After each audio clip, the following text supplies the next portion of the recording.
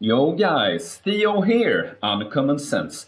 Osunt förnuft. So, in today's video I'll be talking all about how I personally practice prolonged fasting and also give some tips for beginners. So, by prolonged fasting I mean not eating anything for at least 48 hours. So, since I'm talking about how I do it too, I'll just tell you a little bit about me. I am someone who lives a very active lifestyle. I move around a lot. I prefer to stand when that's an option. And yes, I also do train a lot. And I'm always looking to widen my area of expertise. But what I've been mostly into is heavy lifting. Like compound lifts, like deadlift, squats, bench press, etc. And like sculpting the body, just developing the body aesthetically. And so this may seem counterintuitive to not eating anything for many days, but I figured it out. So yes. So first of all, the type of fast we're going to be talking about is saltwater fast. You can do different kinds of fast, things that aren't really a fast when you are just removing a bunch of other stuff but still eating something. And there are dry fasts when you don't even drink water, but that's a completely different subject, so we won't go into that. Saltwater fasts, when you consume salt water, so water with sodium and potassium. And why you want to do this is when you don't get any minerals from food, tap water is actually like too clean. No minerals in there basically, so, or like electrolytes, the main electrolytes. So if you keep drinking a lot of tap water on a fast, you might actually feel worse from that because adding fluids to or the liquid to the body without any electrolytes, you're going to force your body to excrete the electrolytes you already have. So that's why I want to be using electrolytes. And so this is called snake juice from the snake diet. And you can, like sodium is basically any table salt, Himalayan pink salt, sea salt, and the potassium chloride that you want to get is a little harder to get. You can order it online in powder form for sure. I know I have some coming over from iherb.com. I ordered it. But here in Sweden, we have something you can find in some just grocery stores called Celtin, which is 50% sodium, 40% potassium, and 10% magnesium that you don't really need for a fast that isn't very, very, very long, but it won't hurt. But so I use 1 teaspoon of this for 1 liter of water, and like the concentration you can argue about, but as long as you don't go take way too much, that could be dangerous, potentially with too much potassium, with too little fluid. But yeah, there's no certain amount you need. This is just to make you feel better. It won't improve anything else on it. It will counteract headaches and such. So that's the concentration I use, and then you just drink by feel. If you start to get lightheaded and stuff, some of this might work. And so what I do, since I mentioned, I do the heavy training. Something I've noticed that will make a fast very hard is going into the fast having just trained hard, maybe even being sore. Because fasting is great for a lot of things, but repairing damaged muscle tissue is not one of them. So for at least 2 days before, I just do light workouts, where I don't go anywhere near my maximum capacity, and so that helps a lot with the fast. For some days before, like maybe 3 or 4 days, you want to eat low carb. You don't have to, of course.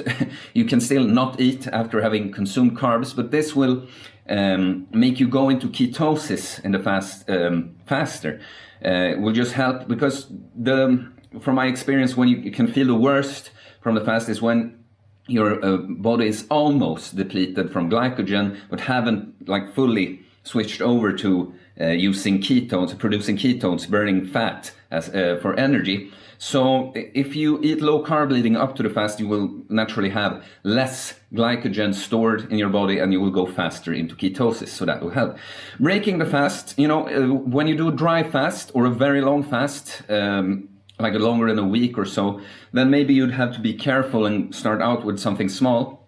I've done fasts up to 5 days many times, and from my experience, it doesn't matter all that much. But if you want to be careful, maybe, like maybe start with something lighter, like some fruit juice or just some fruit, something with a lot of water in. Start out with that before you go like eat regular food. But to be honest, yeah, it's not a big deal. And you might, some poop really, that didn't get in. Since you stopped eating, there were no more bowel movements, so you might have something still resting here in your gut.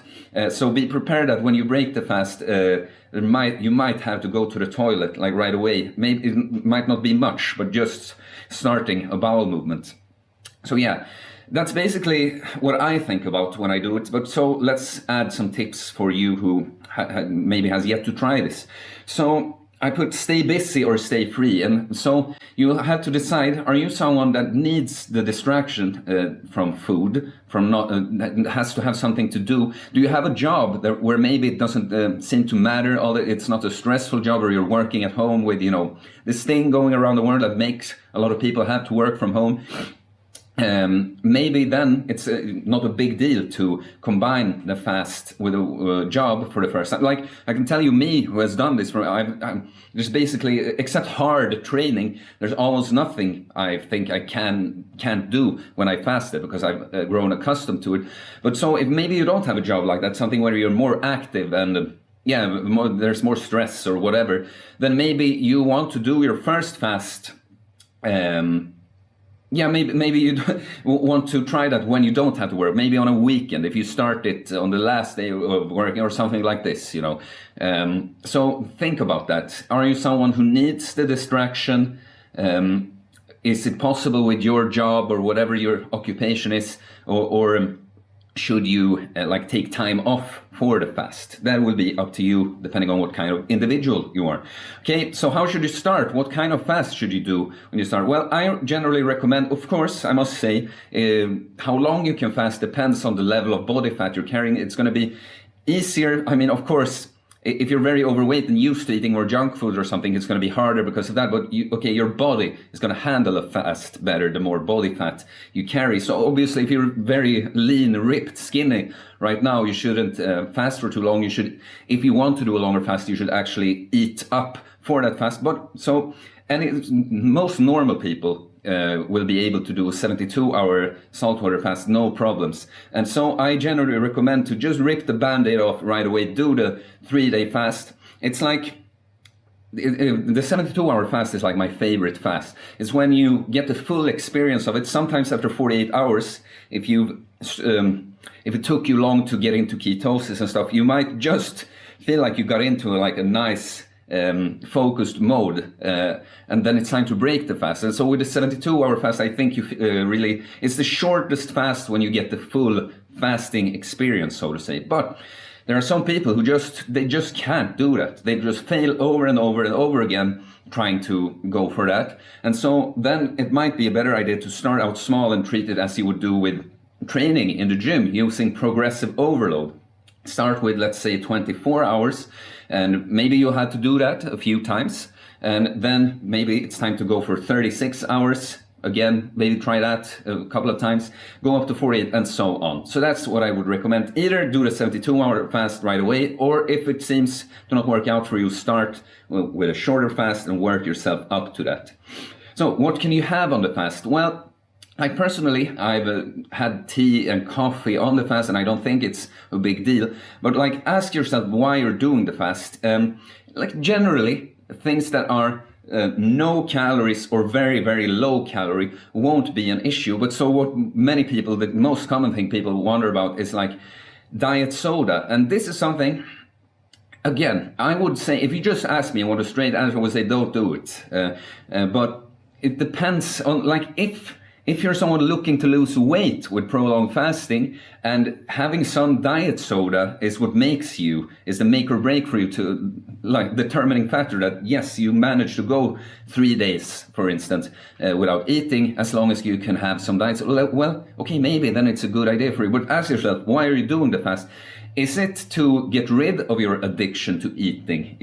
Is it for a spiritual, some kind of sustaining, refraining from things to reach some kind of higher level of consciousness or whatever? There's many good arguments for limiting the amount of things you try to put in your, we're fasting. Should we really be thinking about what can I put into my mouth? So there's just, you're going to have to make a decision there on your own, but obviously not anything with calories. Yeah. So very low calorie, like, diet soda is technically a few calories that won't technically break the fast, but it's a sweet, unnatural taste you're putting in your mouth. Maybe you're hindering yourself from removing that food addiction, or if you're looking to do it the spiritual way, again, there's good reasons not to limit. There's good reasons to limit what you put in your mouth on the fast. Be prepared to feel like shit for some time. As I mentioned, if you're just very addicted to sugar or processed food, you might literally be like a drug addict. Or even if you don't eat that, but just used to, many fitness people who eat clean diets, they have a very hard time imagining going even a day without eating anything. Because, let's be honest, I think back in the day, caveman days, we didn't have the option to just store food and just eat whenever we felt like it. So we probably ate less often and more when we did it. But people now, it's so available. You have the option to just eat a little bit and then go for a few hours and eat a little bit more. But also, as I mentioned, when your glycogen isn't depleted and you aren't into ketosis yet, that might not feel so good. And so when you're new to this, because that's when I tell people about fasting, they're like, I could never do that. I would feel like shit. I'm like, and what do you think? Do you think that I just felt great all the time when I started doing it? No, of course it was something I had to get used to. So if you want to get into this, be prepared to feel like shit for some time. You can probably guess yourself, if you're someone who's going to feel like that. And maybe then you're that person that, shouldn't try a 72-hour fast going to work on all those days. Maybe you should put aside a few days when you're free to do that. Be prepared. Sleep might be difficult. Yes, because stress hormones like cortisol and adrenaline get cranked up on the fast. It might be difficult to get to sleep. And of course, sleep is extremely important. You should try, if you can get normal sleep, that would be optimal. But so be prepared. Again, you're doing the fast. That's priority number one. If it would make you sleep 0 hours, obviously maybe you'd have to rethink. But if you don't have huge sleep issues already, that shouldn't happen. So be prepared to lose a bit of sleep. But the good thing is since you're not eating, even preparing food, things like this, you have less obligations when you're fasting, less things you have to think about doing. So if you can get at least 5 to 6 hours of sleep, that should be fine. And just putting out there that you should be prepared. There are tricks. If you can do a long cold shower, or go out if you live somewhere where it's cold, exposing yourself for that and starting to shiver a bit, that could make you tired. I personally like saunas and have one available pretty close to my house. It has happened when I have a hard time sleeping that I've just gone there, exhausted myself with the sauna sessions. Obviously, these things are not available to everyone, but exercise, going on the treadmill or something, that could help too. So just be prepared. Sleep might be difficult, and maybe think about ways you can try to counteract that. Okay, so lastly, just some tips on what to do on the fast. If you have the option, if you did it for medical reasons, or if you are very overweight or something like this, I could see just staying at home and chilling. But I think you should obviously not train hard. Training hard on the fast is not a good idea. If you do it right at the end of the fast, when you will be breaking it, bringing back food to help you recover, then obviously that could be fine. But if you still have days to go, you don't want to tear muscle fibers and such, since you're not getting any protein to repair it. But moving around and doing some kind of light exercise, go to the gym and feeling out some weights, compound exercises, but not going to maximum. That's cool to discover that you're much stronger than you think, even if you haven't eaten for a couple of days. And I think you should take the chance, because you're going to notice a lot of things changing in your body, your senses, your smell and stuff is going to get cranked up very high.